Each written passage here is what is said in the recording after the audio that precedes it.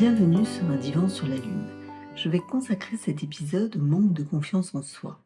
Le manque de confiance en soi est un motif de consultation, car la défaillance ressentie de soi entraîne l'apparition de divers embarras et le plus souvent de l'inhibition dans plusieurs compartiments de l'existence, là où un minimum de consistance est requis, dans la vie privée comme dans la vie professionnelle, sans compter les expériences de vie qui nécessitent un engagement. Bredouiller, reculer devant l'obstacle, procrastiner n'est pas ce qui est attendu, ni de vous, ni de l'autre. S'ébranler n'est pas des plus confortables. La confiance en soi est une énonciation globale, un ressenti, un rapport à un idéal de soi en miroir de l'autre. C'est le regard que l'on porte sur soi, c'est aussi un corps qui bloque, qui est affecté, marqué par l'écho de l'impact du langage depuis l'enfance. Une construction dans l'incomplétude, chacun reste fragile à sa manière dans ses appuis identificatoires, chacun est bancal, imparfait, certains s'en accommodent, d'autres moins. Ce rapport à soi qui exclut, qui fait souffrir, qui empêche d'aller vers ses désirs, qui effonde, qui fait trembler le corps et battre trop fort le cœur, que vous connaissez plus que de raison. Chacun fait avec plus ou moins de souffrance, jusqu'au moment où ce sentiment de soi n'est plus supportable.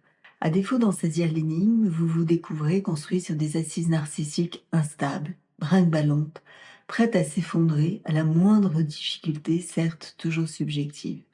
Car le manque de confiance en soi fait voir le monde comme un labeur, où le facile n'existe pas vraiment, où certaines situations deviennent indépassables et réclament donc un dépassement de soi. Parler en public, dire non, réagir à une situation inédite, répondre à une demande de l'autre, etc. Certaines de ces situations que vous avez identifiées déclenchent des affects de peur et des solutions d'évitement peuvent se mettre en place. Vous évitez de poser des questions par peur de paraître incompétent, vous refusez des projets ou missions par crainte de ne pas être à la hauteur, vous reportez les prises de décision de peur de vous tromper, vous rencontrez des difficultés à dire non, vous acceptez des critiques sans réagir car votre manque de confiance vous dit que peut-être l'autre a sans doute raison. Cette stratégie d'évitement peut être efficace un temps, mais elle comporte des limites. Il y aura bien un moment où vous devrez, par exemple, parler de vous lors d'un entretien d'embauche, justifier votre travail, prendre la parole, vous défendre dans un conflit. Si le manque de confiance vous rend inconfortable, vous savez néanmoins en masquer les signes au regard d'autrui. Vous déployez des stratégies pour le cacher comme une faiblesse inavouable. Vous pouvez surjouer l'aisance par l'affirmation de vos expériences, une énonciation du côté de l'ego presque suspecte. Parfois, le parcours ou les actes accomplis témoignent d'un engagement surprenant par rapport à la perception que vous avez de vous-même, comme une certaine réussite professionnelle. Néanmoins, vos différents succès n'ont eu que peu d'impact sur ce sentiment d'insuffisance. Persiste un reste comme le sentiment de ne pas être légitime. Pourtant, le manque de confiance en vous ne vous a pas empêché d'avancer. Mais à quel prix? Celui d'un effort colossal, d'un dépassement de soi immense pour accomplir des choses simples et joignant des stratégies de cache-cache avec les autres, parfois associées à la honte de soi. Sans parler de la rencontre avec la ou le partenaire qui, dans la recherche de l'amour, posera problème. Est-ce que je suis aimable malgré mes manques supposés? Parfois, le manque de confiance se signale à vous avec d'autres affects, comme la mauvaise humeur, la colère, quand une situation présente ou à venir se dessine comme une butée, une entrave. Et oui, la colère et la mauvaise humeur peuvent être des manifestations d'une difficulté face à un réel impossible à supporter. Ce n'est pas toujours de l'ordre du manque de confiance en soi, mais ça peut l'être. Dans tous les cas, c'est intéressant de l'interroger. Manquer de confiance en soi dans la civilisation d'aujourd'hui correspond également à ne pas être conforme à une norme, une image idéalisée, l'idée que l'on se fait de ce qu'on doit être. Il y a de l'écart, un canyon infranchissable, qui renvoie en permanence à l'imperfection, blessure narcissique en lien avec le reflet, l'image. Le manque de confiance en soi parle également du regard que vous portez sur votre corps. Pas assez ceci, pas assez cela, en référence à une norme de beauté. Vous vous tournez alors vers les réseaux sociaux qui regorgent de conseils de bien être et de bien beau. Un beau du côté de la norme pour boucher la béance, masquer l'imperfection, effacer toute marque du temps qui érode votre corps, vous proposant ainsi à vous conformer à des modèles clonés, une image uniformisée, un pouce à l'identique, entraînant un plus de joie de consommation.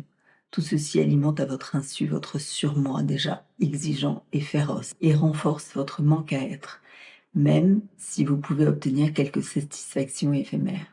Ce n'est pas ainsi que ça ira mieux, car le ratage finit toujours par se présenter. Malentendus, lapsus, paroles à côté, autres formations de l'inconscient. Nous sommes ainsi faits de ratages, de manques et de failles. Le discours que vous avez sur vous-même et le regard que vous portez sur vous traduit l'atteinte des paroles des autres dont vous avez été particulièrement sensible. Des paroles maladroites, blessantes, de comparaison, d'assignation, qui a eu pour conséquence une dépréciation de vous-même, une estime de soi parfois proche de la somme nulle, soit dans votre construction quand vous étiez enfant, soit consécutif à un événement plus récent qui a ébranlé vos assises déjà fragiles. Je pense notamment aux situations de harcèlement dont le processus peut mettre à mal la confiance en soi, comme la soumission à des paroles ravageantes dans l'emprise. Alors chacun se débrouille comme il peut, avec ce qu'il a et ce qu'il n'a pas. Le manque de confiance en vous oblige à la composition dans le rapport à l'autre. Ça oblige à un certain bricolage.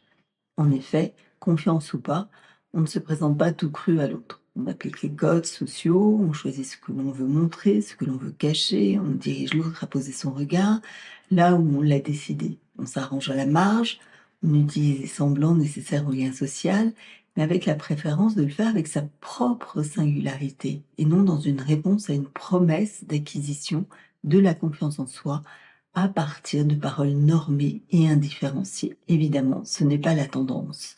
La tendance de la confiance en soi se situe plutôt du côté de la complétude et de la norme.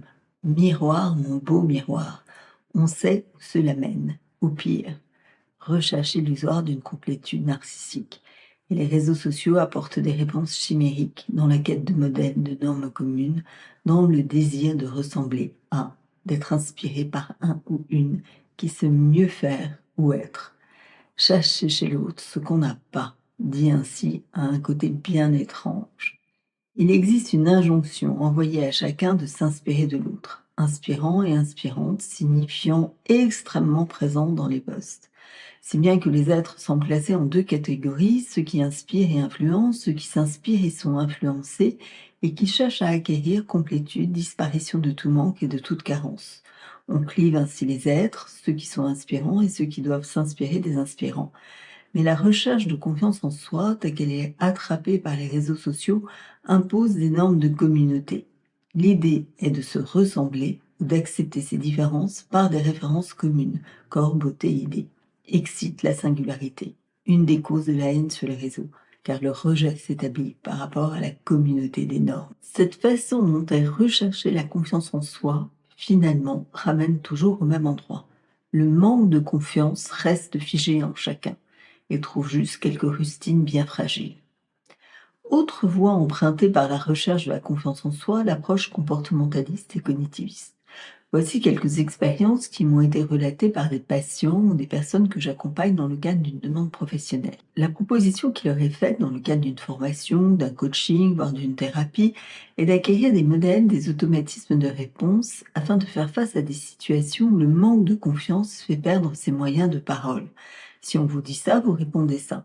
Ce sont les approches du style acquérir les 10 clés de la confiance en soi. On peut vous proposer des rééducations de zones cérébrales afin d'éradiquer tout symptôme du manque ou des exercices qui permettront à votre corps de ne pas défaillir.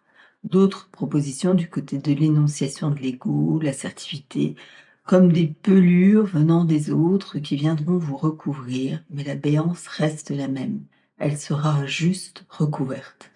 L'application de la méthode Coué avec la répétition d'autosuggestion positive est aussi une des voies proposées. Avec l'application dérivée du papier à mettre dans votre poche sur lequel vous pourrez inscrire « Je réussis tout ce que j'entreprends. Je suis calme et détendu en toute situation ». Ce petit papier sera-t-il suffisant quand votre manager vous prendra au dépourvu en réunion en posant la question auquel vous n'avez pas la réponse, d'autant que la situation a bloqué votre pensée? Et après s'en suivra le même refrain. Je ne suis pas à la hauteur et c'est reparti. Vous rechercherez peut-être le réconfort dans la plaquette de chocolat ou chez l'autre qui finira peut-être par vous sortir ces phrases que vous avalerez comme vous pourrez. On apprend par l'échec. Vous pouvez y croire un instant, savourer, ça ne va pas tenir. Il y aura toujours un réel sur lequel vous vous êtes déjà cogné et qui se représentera. Une butée, un mur, une impasse. Les tips dont vous êtes peut-être friand sont des rustines, un colmatage qui cédera face à une rencontre, une situation, une parole face à un réel, un impossible à supporter. Toutes ces recherches à effet thérapeutique ne sont que des défenses à ne pas aller chercher votre manque et participent paradoxalement à figer votre symptôme, de l'artificiel qui va bugger au moment où vous y attendez le moins. Il faut y croire fort, très fort. Croire que la langue d'un autre viendra annuler la langue qui a fait traumatisme à votre insu dans votre construction me laisse sans voix. D'ailleurs, vous comprendrez mieux à cette occasion pourquoi le psychanalyste se tait. C'est pour mieux vous laisser dérouler votre chaîne signifiante et lui adresser tout ce que vous avez à dire en associant librement. Il arrêtera de se taire pour relever ce que vous avez à entendre, des paroles qui vous ont échappé, celles que vous n'avez pas voulu saisir, et ces mots, ces ratages, provenant tout droit de votre inconscient. Ces mots des autres, encore et encore, vont venir se superposer à la langue qui a permis la construction du manque de confiance en vous. Proposition de paroles à coller et à ingurgiter. Le paradoxe de cette proposition est que le manque de confiance en soi, ce manque à être, est constitué structurellement par la langue de l'autre. Pas seulement des phrases qui ont marqué, mais aussi celles qui ont manqué. Car la langue de l'autre est aussi trouée. Et des paroles ont forcément manqué. Elles ont installé du vide en soi, là où il aurait fallu des paroles qui auraient permis de mieux vous arrimer. Ces mots qu'on attend des adultes et qui ne viennent jamais, et qu'on cherchera à vouloir entendre désespérément de son partenaire ou de sa partenaire, de son manager. Vous finirez finalement par vous considérer comme un traumatisé de la langue de l'autre. Et vous avez raison. Nous sommes structurellement des êtres manquants, marqués par le langage. C'est ainsi. On colmate, on cherche de la réassurance auprès des autres, principalement celle qui a manqué dans l'histoire, sans interroger, sans chercher à saisir la construction qui a conduit à dire de soi « je manque de confiance ». Appréhender ainsi le manque, c'est déjà vous retrouver sur un autre chemin. C'est quitter, non sans crainte, cette passion pour les trucs, les conseils, les propositions comportementalistes proches du dressage, les interprétations standardisées qui ne font que répéter le mode sur lequel s'est construit votre difficulté. Car finalement, ces différentes approches de pensée magique ne font que renforcer votre manque de confiance par la proposition d'un idéal normé qui réduira tout au plus un écart à la marge. Mais à leur décharge, ces approches répondent à une demande secrète de ne rien vouloir savoir sur vous-même, tout en cherchant à vous comprendre à travers les autres, leurs histoires, leurs trajectoires de vie, leurs paroles de bouchage. À la manière du tonneau des Danaïdes, vous êtes condamné à chercher en permanence la parole de l'autre qui vous a manqué ou celle qui viendra annuler celle qui vous a ravagé. Selon ces différents concepts et associés à ma pratique clinique, la logique serait donc de visiter le savoir qui est en vous, explorer ce que vous savez sans le savoir vraiment, afin de trouver plus de légèreté dans ce qui vous paraît impossible aujourd'hui à supporter. En premier lieu, vous-même. Le manque de confiance en soi peut être abordé non pas comme un simple symptôme à corriger, à éradiquer, mais comme l'expression d'une histoire psychique singulière. L'idée est de saisir cet affect chronique de fragilité ou d'insuffisance, de manque, d'aller chercher l'inscription première dans le discours de l'autre qui a fait défaut, avec certes de l'appréhension, mais vous prendrez peut-être rapidement le goût pour le savoir inconscient. Vous saisirez ainsi votre langue singulière, celle que vous parlez sans le savoir. Vous vous engagerez dans un nouveau rapport à la parole avec des effets d'une plus grande légèreté. Vous desserrerez l'injonction surmoïque féroce, un vrai confort à soi, où le manque de confiance en vous ne sera plus la question. D'un nouveau rapport au manque, dégonflé de l'angoisse, vous pourrez alors accéder au désir qui s'appuie sur ce manque.